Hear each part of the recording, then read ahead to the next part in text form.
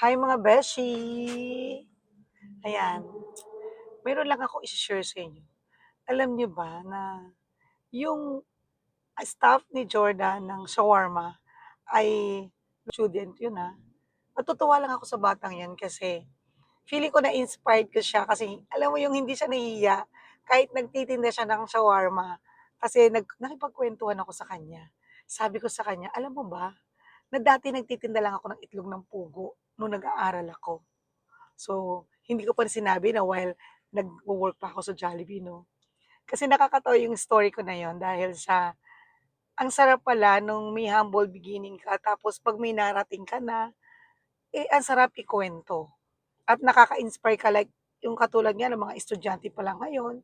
Parang gusto kong sabihin sa inyo na huwag kayong mahiya, basta mabuti ginagawa niyo, basta mabuti trabaho niyo, huwag kayong mahiyang magtrabaho. Kasi ang sarap 'pag naging successful kayo. Katulad ko kuwento ko sa inyo nung naka-graduate na ako ng college.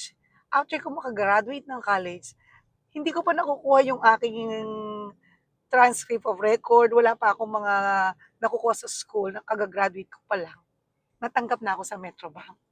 Si Metrobank na yung kumuha ng mga records ko sa school ko, sa PUP. Tapos, nagbibiyahe ako papasok sa nakasakay ako.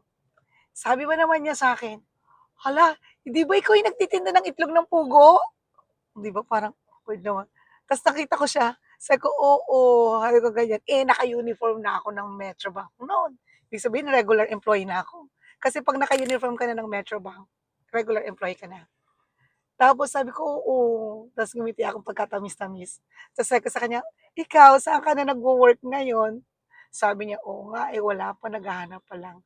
O 'di ba, mas parang nakaka-proud na yung sinabihan mo na, "Oh, dati 'di ba ikaw yung nagtitinda ng itlog ng Figo tapos ako na pala yung mayroong work na stable, tapos siya naghahanap pa."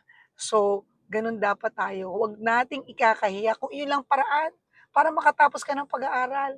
At natutuwa ako sa kanya kasi ang dami kong ikinuwento sa kanya na feeling ko iyon yung nagpalakas ng loob sa kanya para hindi siya mahiya na siya ay nagtitinda lang ng shawarma at gusto niyang makatapos ng pag-aaral. So yun lang mga beshi at marami pa ako ikukuwento sa inyo. Ikukuwento ko sa inyo yung kinuwento ko sa kanya para katulad niya ma-inspire din kayo at huwag niyong ikahihiya ang trabaho niyo. Basta tama, basta mabuti. Bye mga beshi!